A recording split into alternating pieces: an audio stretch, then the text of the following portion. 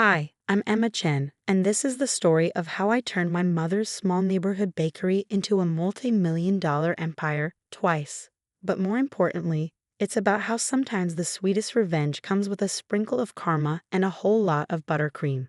Our story begins in my mother's tiny bakery, Sweet Dreams, tucked away in a modest corner of San Francisco's Richmond district.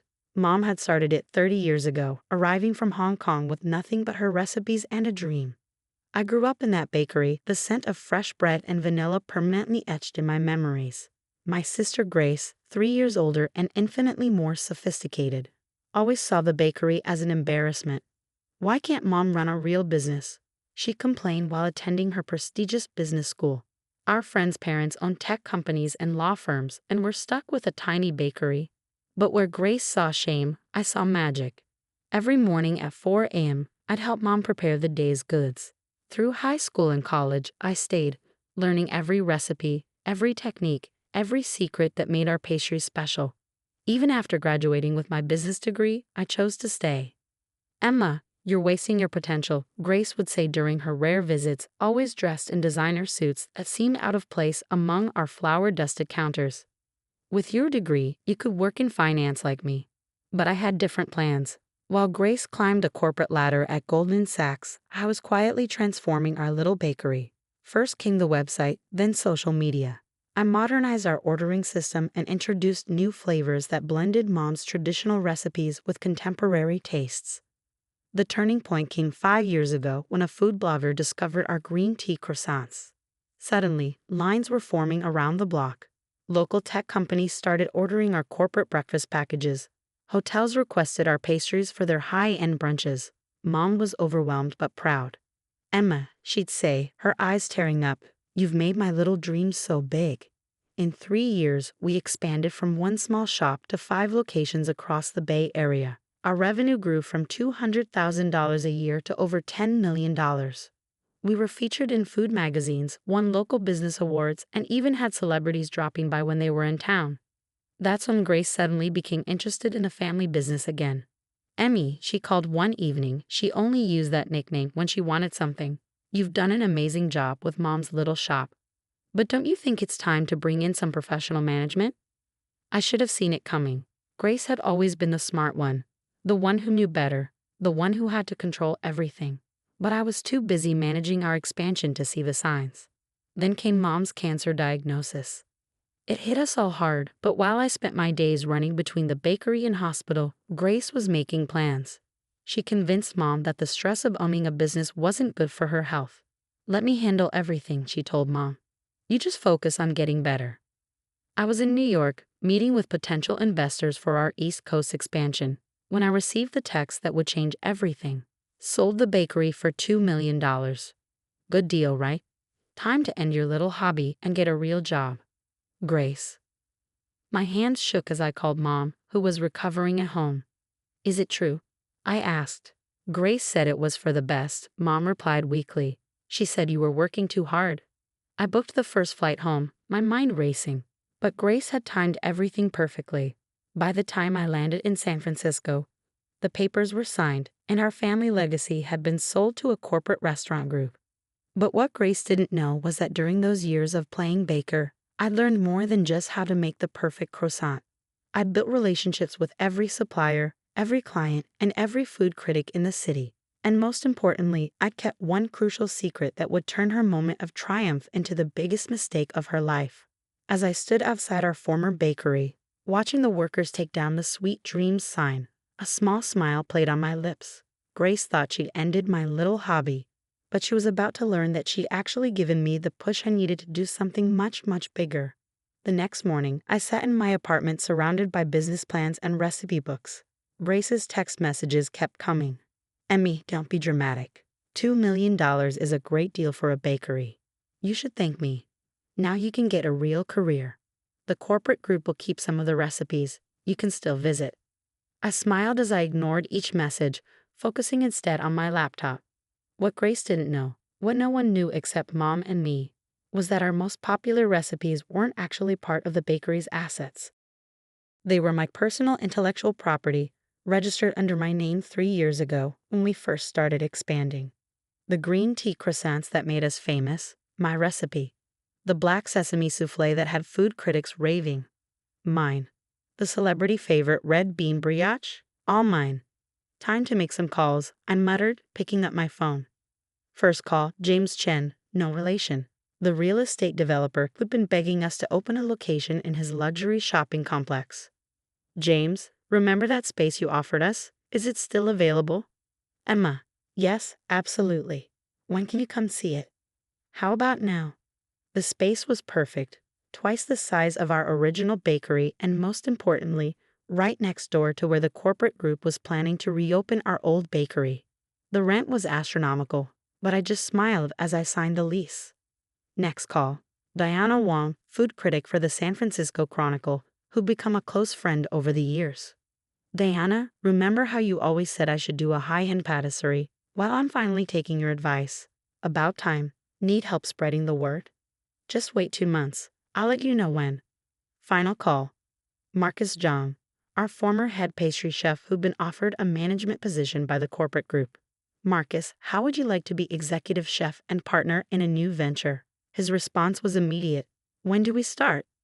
Over the next 6 weeks, while Grace was busy bragging to her finance friends about her brilliant business deal, I was quietly building something new. Our old suppliers, hearing what had happened, offered extended credit terms. Our former staff, loyal to the recipes they'd helped perfect, left the corporate group one by one to join us. The construction crews worked day and night.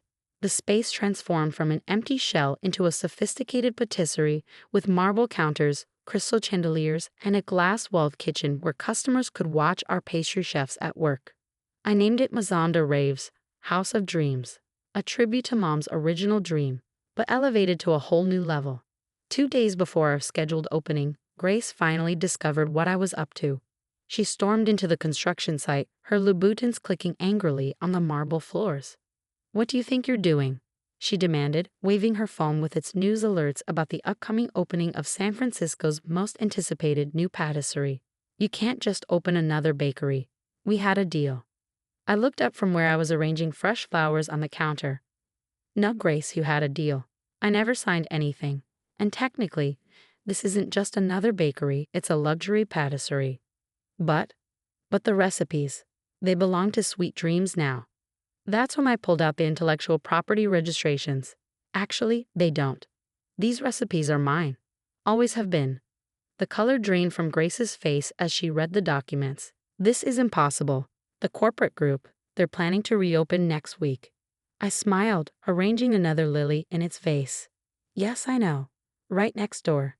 Should be interesting to see how they do with their, what did their press release call them?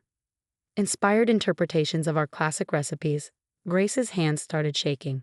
Do you know how much I had to negotiate to get that $2 million? My reputation is on the line. Funny, I replied, stepping back to admire the flower arrangement.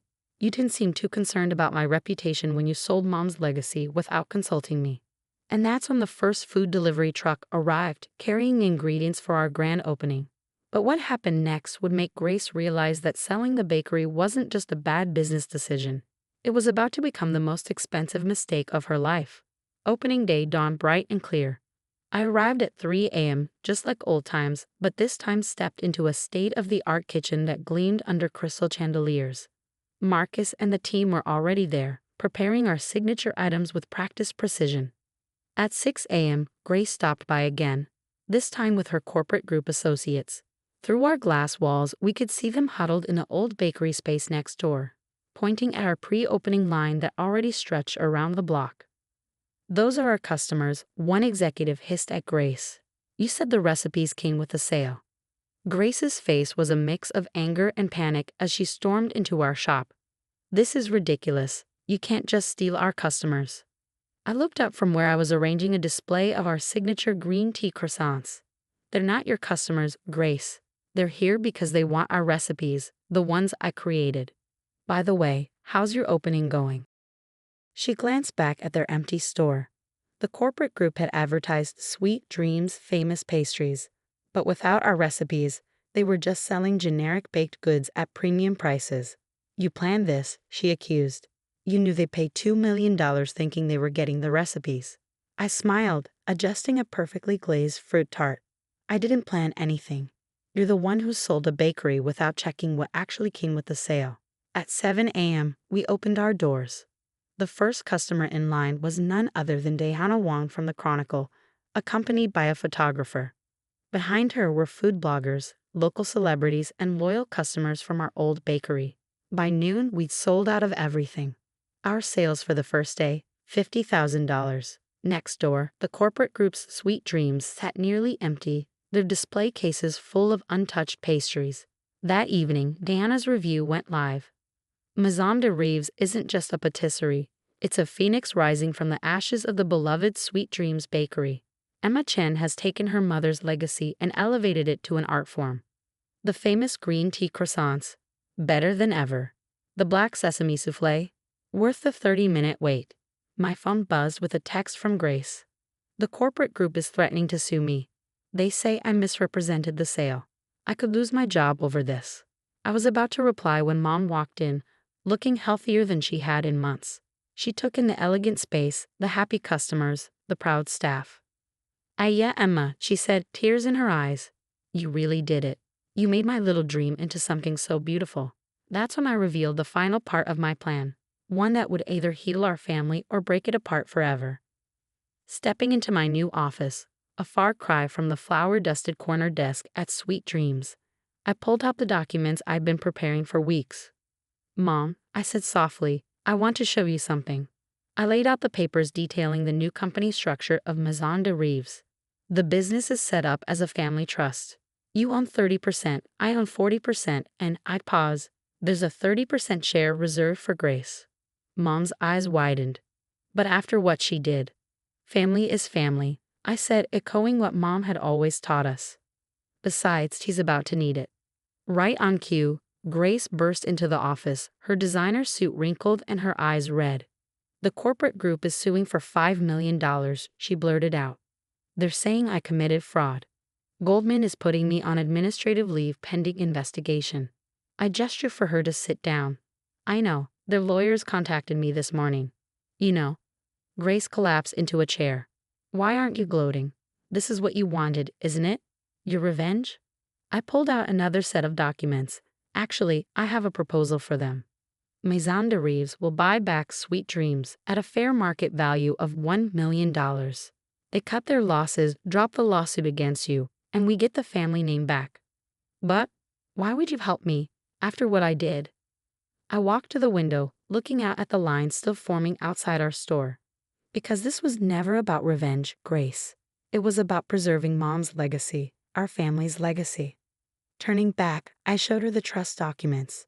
"You're welcome to your share of Maison de Rives, but there are conditions. First, you work here, starting from the bottom like I did. Learn the business, respect the craft. Second, no more secret deals or corporate takeovers. We make decisions as a family." Grace stared at the papers, then at Mom, who was quietly wiping tears from her eyes. I don't know anything about baking." I smiled. "Neither did I when I started. But Mom taught me, and now I'll teach you, if you want to learn."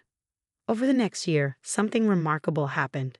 Grace traded her designer suits for chef's whites, arriving at 4 a.m. to learn our recipes. She struggled at first, burning batches of croissants and over-whipping cream. But slowly, she began to understand what I had known all along, that our little bakery was never just about making money. Maison de Rives expanded to 10 locations across California. Our revenue hit $20 million in the first year. The corporate group gladly accepted our buyback offer, and Sweet Dreams returned to family ownership, transformed into our line of premium grocery products. Mom's health improved as she watched her daughters finally working together. She still comes by every morning, offering tips and tasting new creations. Last week, Grace developed her first original recipe, a rose lychee macaron that sold out in hours. The pride in her eyes reminded me of how I felt when I first started innovating with Mom's recipes. "I was wrong," she admitted one evening as we closed up. "This isn't just a bakery. It's our heritage, our story." Today, Maison de Rives is more successful than either of us imagined possible.